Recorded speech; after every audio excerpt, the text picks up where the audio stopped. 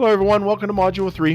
One of the key takeaways in this module is the concept of least privilege principle, and we want to adhere to all the best architectural practices. So before we start navigating through the database migration services, we're going to create a security group that has restricted access to our two database nodes. Let's begin. We need to collect the endpoint information first. So let's go to this environment and get the public IP. We'll store that in a handy notepad, the public IP, the private DNS, and the private IP.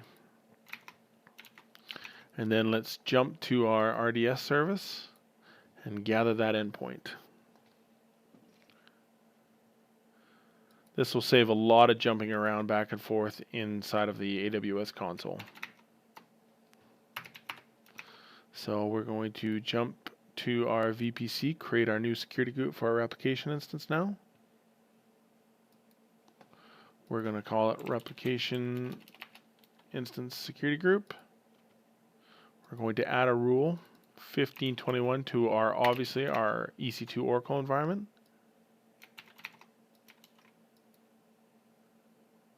Oh.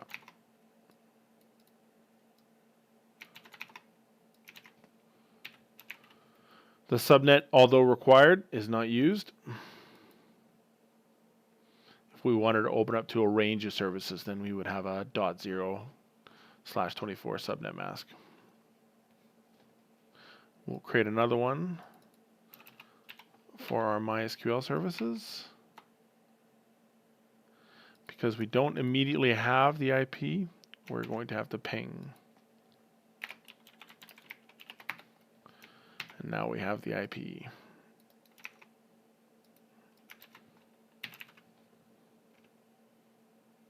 Okay, security group's created.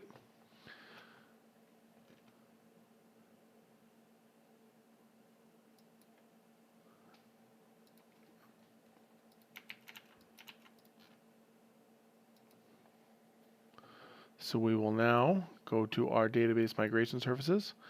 We'll notice that our subnet group's already created, which is basically just our subnet of, a collection of all the subnets in our VPC. Because I'm not controlling what subnet our resources are going into, I was just including all of them. So next thing, we'll create a replication instance. A replication instance serves as an intermediary for transformation and caching for our replication process. So we will call this Oracle to MySQL replication instance. And we'll make it a little smaller, save some money. It's our default VPC. It's not publicly accessible, and we will add the the security group we just created. There we go. We'll create. And I'll pause the video when the replication instance comes up. I'll continue. All right, guys, our replication instance is up. First thing we're going to do is grab the private IP and add it to the security group of our database nodes so they can communicate with it.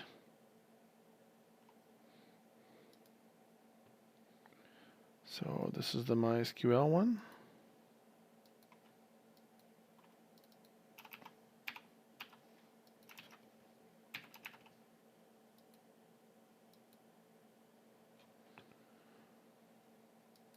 And then our Oracle one.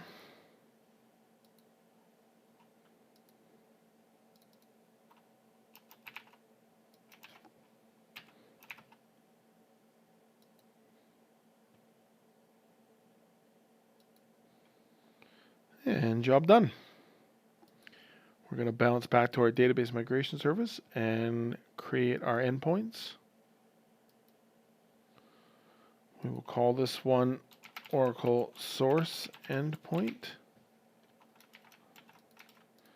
It is of type Oracle, of course.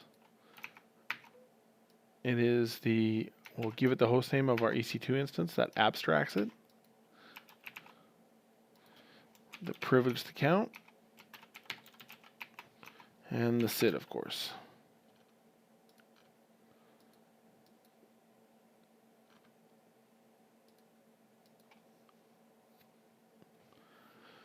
Test connectivity.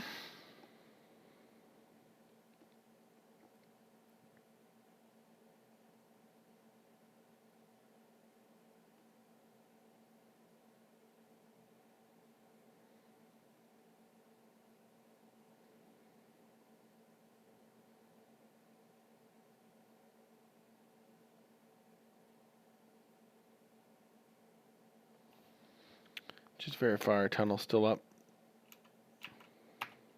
Yep. There we go. Came back successful. Create our endpoint. Create another endpoint for our target because it's a AWS provision. It'll exist in the dropdown.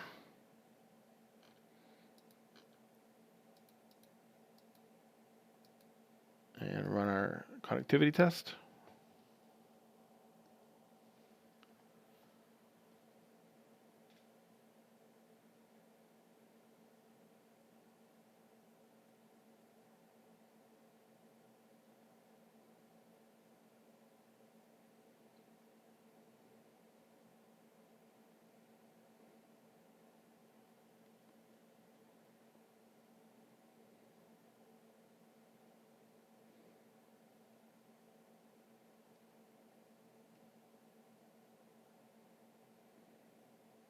There we go.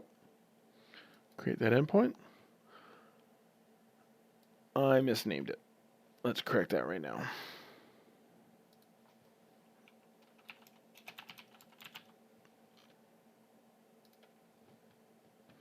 All right. Let's move some data. Humble DBA, DMS task 1, our replication instance that's already been created, our source endpoint, our target endpoint, and we're going to choose to migrate existing data and replicate ongoing changes. We will enable CloudWatch so we can debug any problems should they occur, and we're going to add a selection rule. So we're going to filter out the majority of the database. We're only going to copy one table in Scott schema. It's called EMP, short for employee. We shall start.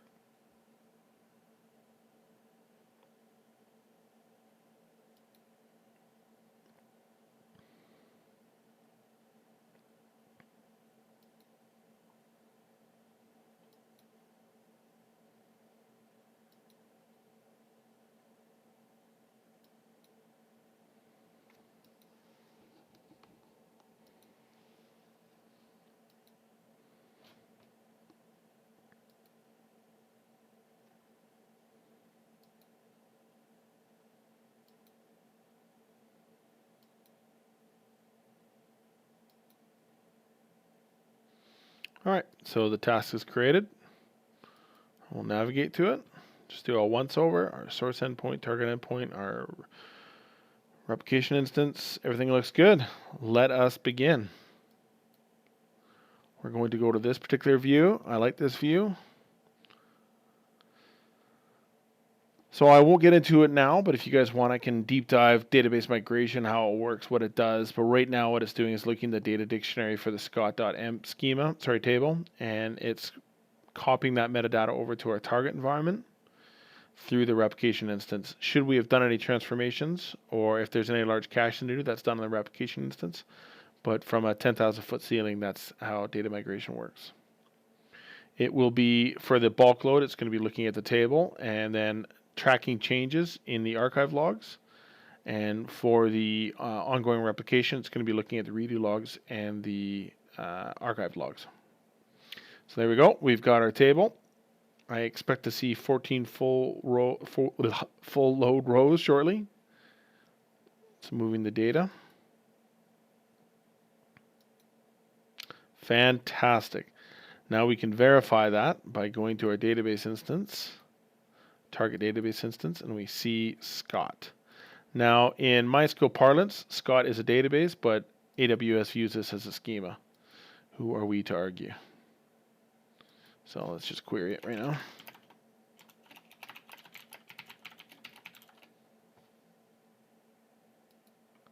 Fantastic. So now what we're going to do is we're going to add a row in our source database and watch it flow into our target database. So I've already created the row here. Oops. And I'm going to connect to our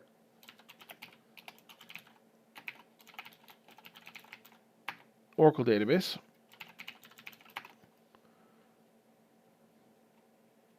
Insert a row, commit that. Now we will go to our target database, and like magic, we see it inserted there. And then we should also see it reflected there.